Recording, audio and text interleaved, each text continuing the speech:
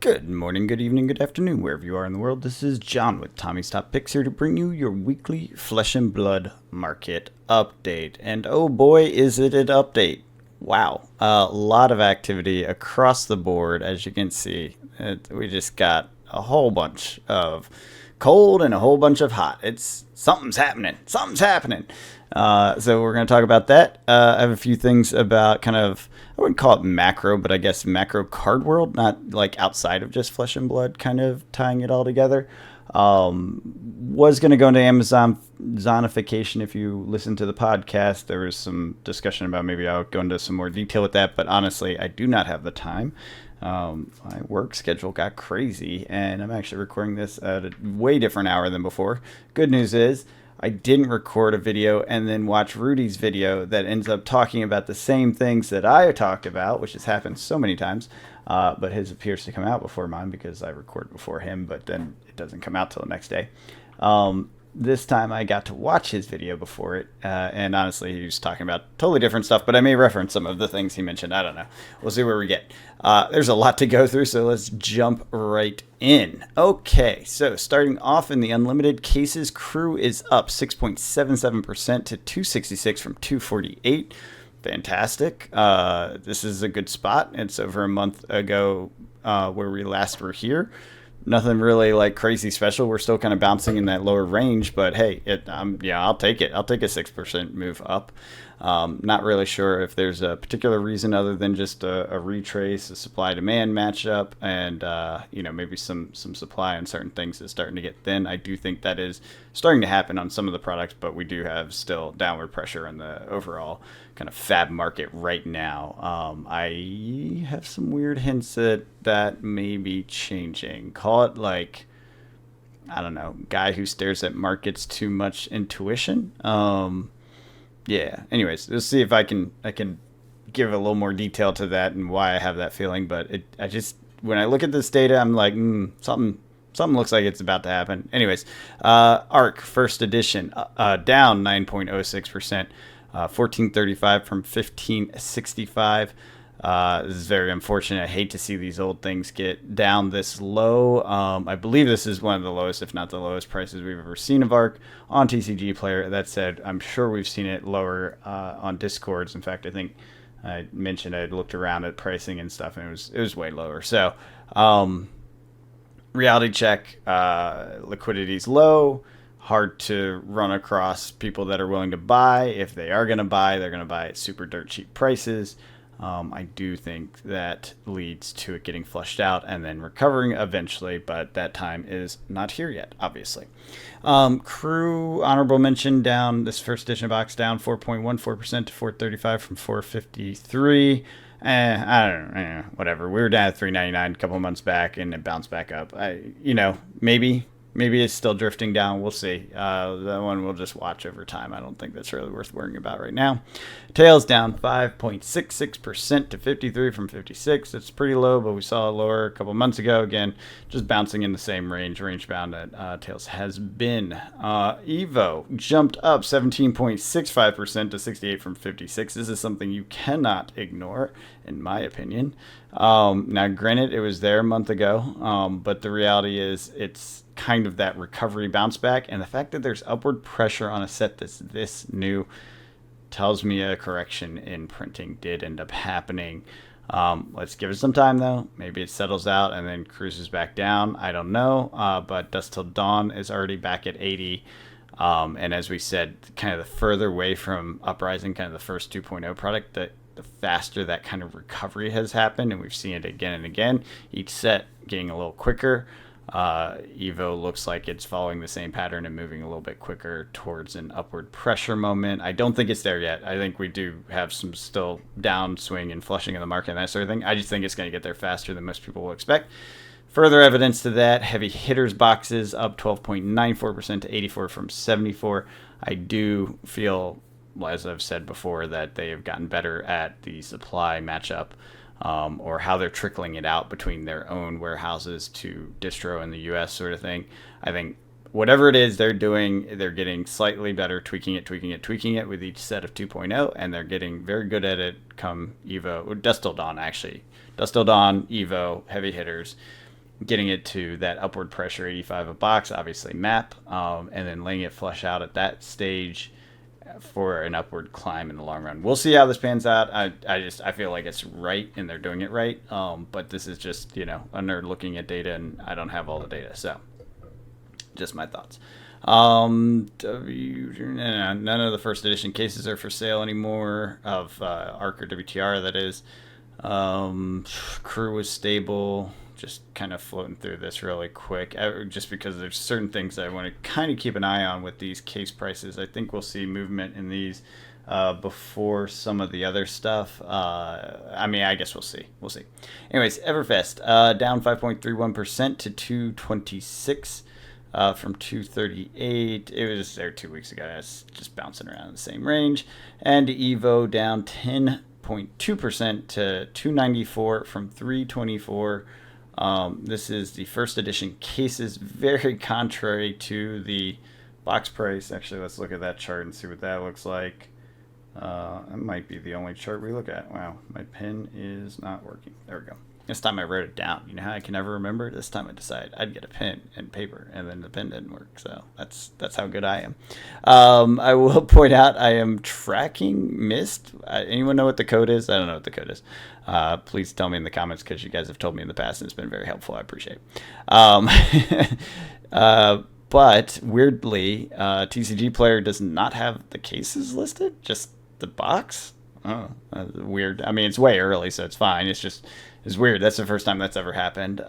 Anyways, box is currently trading, pre-selling at 90. Yeah, hopefully that gets all sorted out. I think it's way early to worry about any of this. We talk about this every time.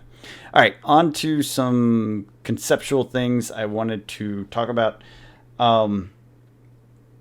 There is some movement in the markets that we're seeing across the board, across TCGs. So the kind of, if you watch how money flows, and this is where I specialize, I don't know if that's true. In my day-to-day job, I pay attention to macroeconomic flows for the sake of impact on my industry, and thus my space, and thus my partners and the other VCs that I sit around the table with when it comes to creating deals for these companies that I work with, right? So one of the ways I make myself useful or have my own perspective is monitoring macro environmental impacts and how they play out. And as I've talked about on here, the various ways they play into other assets, etc. So sorry for the squeak, that was my mic. As that goes, I've been paying a little bit closer attention, not super close attention, and I'm sure someone out there is way smarter on this than I am, to the movement of capital between different games. I think I called it out some time ago about Magic being the place money flows back to. That does seem to be happening to a degree. It is not where I expected it. I think at that time I was thinking reserve list, sort of older stuff. That's clearly not been the case, but the more modern booster boxes does seem to be where it is.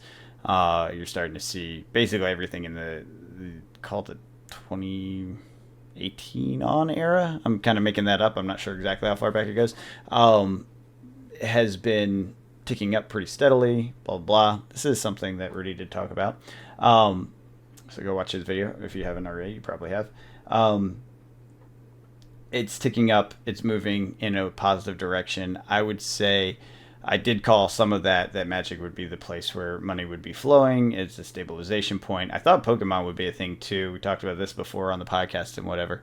But what it does seem to be happening with these new games that are big, your Star Wars, your Lorcanas, and maybe One Piece. That one I don't follow close enough to know, but maybe One Piece. It looks like the Pokemon money has mostly moved to those. I could be wrong on that. It could be a bit of a bifurcation in how the money is flowing. But I have a feeling that's a factor. Now, maybe a chunk of it's going to the medium old, or I guess short old Magic sets. That I could believe. I could be sold that. I'm not 100% sure. It does not look like it's moving at a great speed, but Magic is huge, so the volumes it takes to start moving that market is much bigger, so it does move slower. So I could be sold on that if someone has some data to back that up. But the one thing that is clear is that Lorcana is eating up a lot of market cash, and so is Star Wars right now. It's just at a different pace, like just at a very different pace than most other startup TCGs. Uh, it's moving very quickly, which is fantastic, great, exciting to see. It does look like it is impacting Pokemon the most. Now, that said, if you were going to give yourself a risk versus reward, downside risk, upside risk equation, which is something you do when you're doing asset allocation and you're trying to decide how to invest, I think Pokemon has outsized return potential for the downside risk. So, not financial advice, but if I were just looking at diversifying and moving my assets around, I'd be looking at Pokemon product that is settling at new lows, which would be the latest era, and pick some up here and there when that price feels like it's quite a discount. Now, the problem with this is it's catching a falling knife to a degree. That's not fair. It's not falling that rapidly, but it's not doing well. So you got to plan to have a long-term view on it. We're talking 35 years, right? So mark that on your calendar if you're thinking about doing something like this.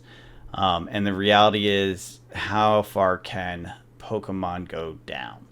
What is that number? If we're at $95 a box, $85 a box, can it go to $65 a box? I believe Tommy said he saw something on like TikTok for like $70, $76 a box, something like that. Reality check, how many of those are out there? How many are scams? Watch yourselves. How many of them can there really be, and how much sells at that level? Question mark. I believe something like Karloff Manor sells at that level quite a bit, and I think that will be a complete crash out situation. How much does Pokemon? That's where it's like, So, if you can find yourself a deal on Pokemon, I think a deal on Pokemon's a safer bet than a deal on Karlov Manor. How about that? And that ultimately you'll get an outsized return compared to Karlov Manor. And this is just using data, and it's an opinion, so take it as an opinion and not financial advice. But it's, if you're gonna have money in something, I'm gonna put it in Pokemon over Karlov Manor. I'm gonna move stuff out of the things that are rising slowly, not immediately, which I have quite a bit of, and I'm gonna move it into things that are boring, ignored, disliked, and cheap, but have a low downside potential, unlike riskier startup boxes, right? But have a high long-term potential. And this is how you cycle money between assets to gain wealth. This is just a very general technique. You look at the downside risk, 10%, 20%. You look at the upside return, 100x, not 100x, I'm sorry, 100%, doubling. Very possible, as we've seen with Pokemon products. Once it hits the 3 to 5 range, it's got to be old. Takes a minute, and the crappier sets take longer, so just know that you got to be long-term on this. But this cycle continues and continues and continues, and the place to put money is where people are bored of it and don't love it, and the place to take money out is where people are hyped and losing it. It's your classic saying of, when people get scared, I get greedy. When people get greedy, I get scared. So when people are really, really greedy for the latest Magic product, that's where I'm like, okay, I'm good, and it's time to slowly move out of it, get it off the books. And obviously at profit where you can. However, I'm not sure where people bought, but just, where you can. And then, on the opposite side, everyone's like, ew, that's terrible. It's crap. It's horrible. Overprinted. worrisome, worrisome, worrisome. Well, guess what? They run out after a while, and the price goes up. So, cycling money between things. This is how you manage to make money. It's hard to call it though. Just be honest with yourself, and keep good records. That way, you can learn as you go along. If you're gonna do something silly like gamble in cardboard or move money back and forth through different products. But I will say that I saw Magic dipping in that modern era for a while, and I got very excited about its future, and it definitely has been pumping this year. I talked about it at the end of last year, and a little bit more in the products that are closer to modern than I would have thought, but still all good places to be. And I think we're going to see the same thing in Pokemon probably again a couple years, maybe not a couple years. It's probably sooner than that. Oh, and I did want to go back to this Flesh and Blood little things happening. I'm not entirely sure what it is, I'll be honest. But when I was looking at this data today, it caught my attention. It reminded me of something. And when I get a better sense of what it was, because I literally just had this sense right before I hit record, something about this seems familiar. It seems like the product that has gotten boring, that got ignored, that can't sell, but still has a lot of interest, still has a lot of potential.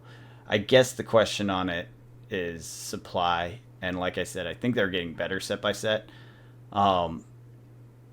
If we get to that point where some of these older boxes that are printed start to show strength, I think it's going to wash over the entire, tree of sets. And why I say tree is like the amounts, to me, the way it looks. Never mind.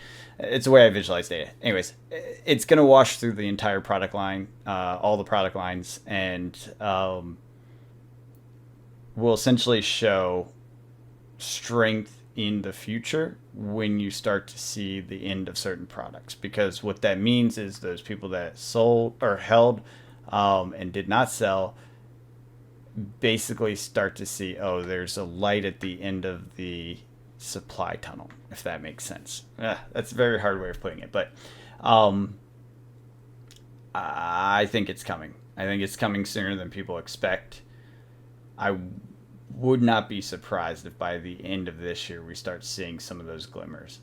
That said, totally speculation out of my butt based on just the way the data looks to me, and nothing else. No analysis here, all right? So if you want to take my butt advice, you can go ahead and take my butt advice. But it's not financial advice, I will tell you that. It's butt advice. So anyways, yeah, I don't know. It's there's something there. It looks like it. And if I can come up with a actual mathematical way of describing it that is valid, then I will do so. Anyways, let's look at the one chart I wanted to look at, which was EVO. There may be others that were worth looking at, but I didn't really see anything. Okay, yeah, so this is what I was interested in. The convergence of the premium. We'll see where this goes in the next couple of weeks. This will be interesting and probably telling a little bit on the supply constraints and where they are.